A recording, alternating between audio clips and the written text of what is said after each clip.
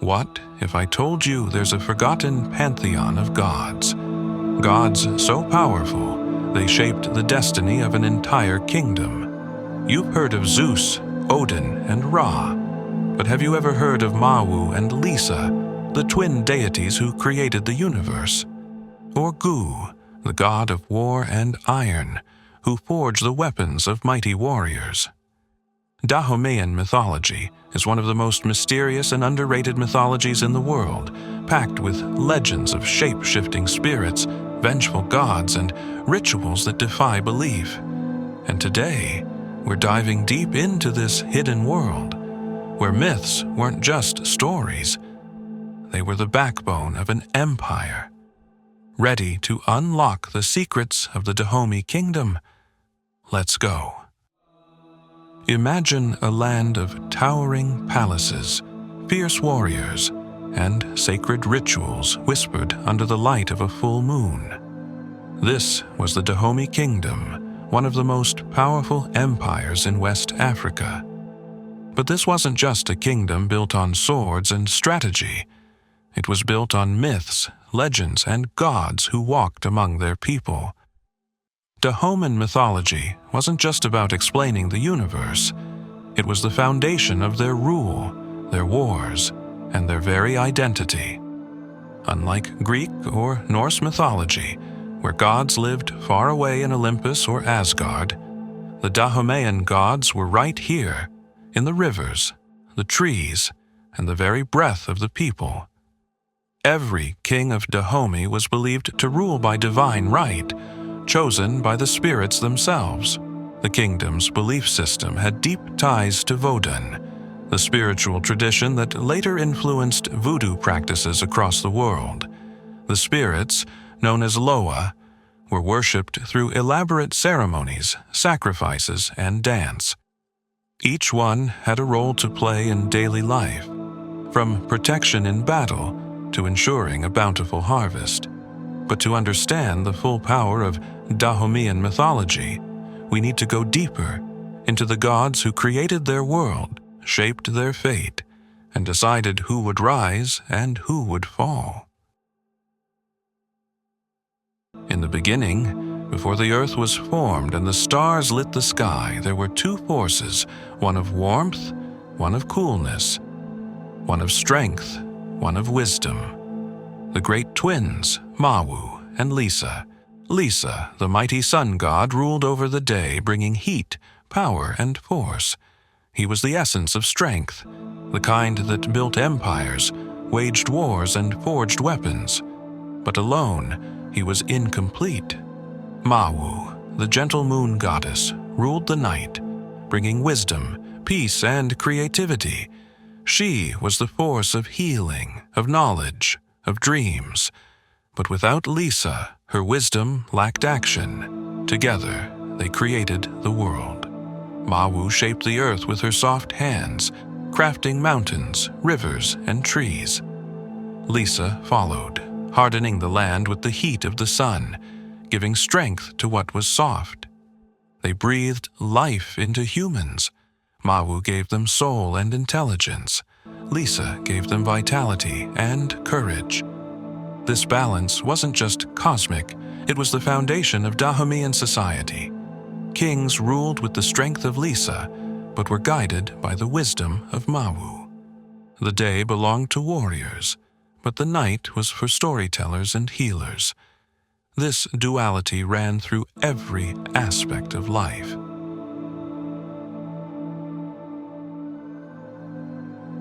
In many ways, Mawu and Lisa reflect a truth seen across cultures, the idea that the universe thrives on balance.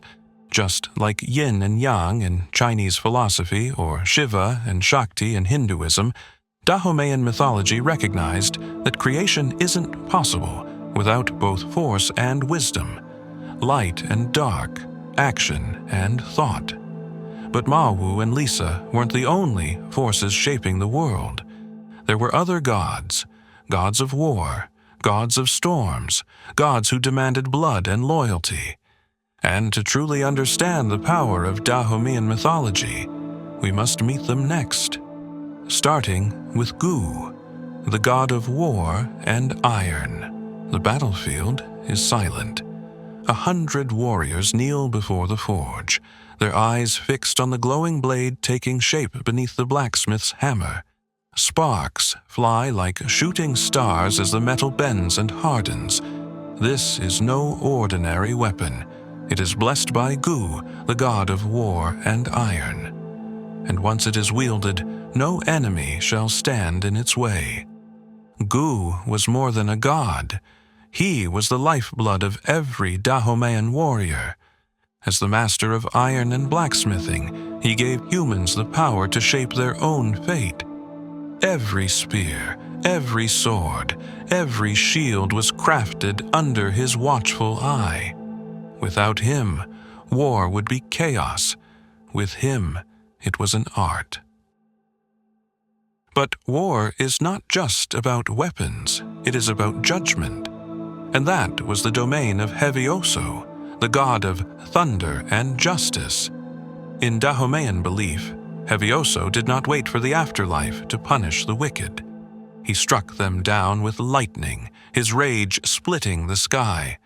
If you lied, if you betrayed your people, Hevioso would come for you, his storms leaving no place to hide. To the Dahomey warriors, these gods weren't distant myths. They were real. Before battle, warriors would invoke Gu to strengthen their weapons, and Hevioso to guide their strikes. Thunder before a fight was a sign, either a blessing or a warning. And when a warrior fell in battle, it was said that Hevioso's storm would carry their soul to the gods. Across the world, gods of war and thunder have shaped civilizations. Thor among the Norse, Ares among the Greeks, Ogun among the Yoruba. But in the Dahomey kingdom, these gods weren't just figures in stories. They were forces that lived in every sword, every storm, and every battle cry. But Dahomean mythology wasn't just about war. It was also about the unseen, the spirits that walked among the living, the ancestors who never truly left. To understand their world, we must step into the realm of Woden, where gods, spirits, and humans all exist as one. The drums beat like a heartbeat, steady and unrelenting. Flames flicker in the night as dancers move in rhythm, their bodies swaying between the seen and the unseen. Then, suddenly, a priestess trembles.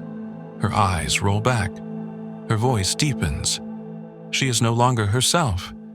A spirit has arrived. This is Vodun, the spiritual core of the Dahomean people. But forget everything Hollywood has told you about voodoo. There are no dolls, no curses, no sinister magic. The real Vodun is something far more ancient, far more powerful. It is a living connection between the gods, the spirits, and the ancestors who came before. In Dahomean belief, the spirits, known as the Loai, were not distant deities. They walked among the people. Some were benevolent, bringing health, fortune, and protection. Others were vengeful, punishing those who disrespected tradition. And unlike gods in many mythologies, the Loa could take control of a human body, speaking through them in sacred rituals. But the spirits weren't the only ones watching over the people. The ancestors, those who had passed on, still played an active role in life. Their wisdom was sought in times of trouble. Their names were spoken with reverence, and their spirits were honored with offerings. In Dahomean society, the dead never truly left. They lingered in the wind, whispered through the trees, and guided their descendants from the realm beyond. Vodan rituals were powerful and theatrical, drumming, chanting, fire, dance. Every movement, every sound had meaning. Sacrifices were made, not out of cruelty, but as a sacred exchange, offering life to receive blessings. And when a spirit arrived, taking possession of a body, it was as if the divine had stepped into the human world itself. But Woden didn't stay in Dahomey. When the Atlantic slave trade tore people from their homeland, they carried Woden with them. In Haiti, it became Vodou. In Louisiana, it became Voodoo. Across the Americas, echoes of these ancient spirits still linger, their influence woven into music, ritual, and belief.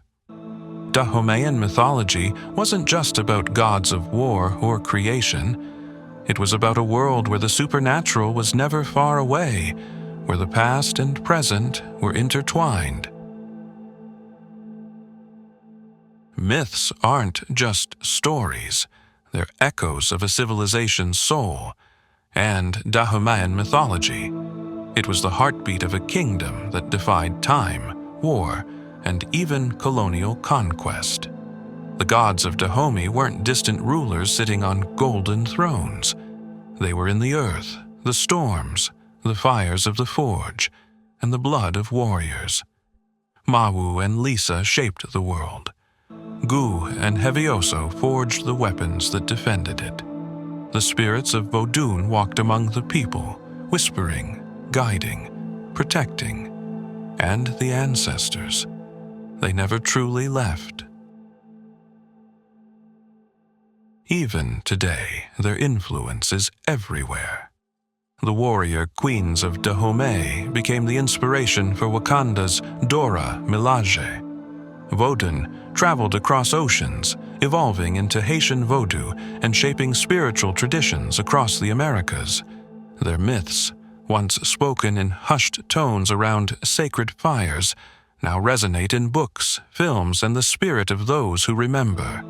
The Dahomey kingdom may have fallen, but its mythology, its legacy, refuses to fade. And that is the true power of myths. They outlive kings, they outlast empires, and as long as they are remembered, they never die. If you found this story as fascinating as we did, don't forget to like this video and share your thoughts in the comments below. And for more captivating tales of myths and legends, hit that subscribe button and turn on the notification bell. Until next time, this is When Myths Come Alive, bringing the legends of old back to life.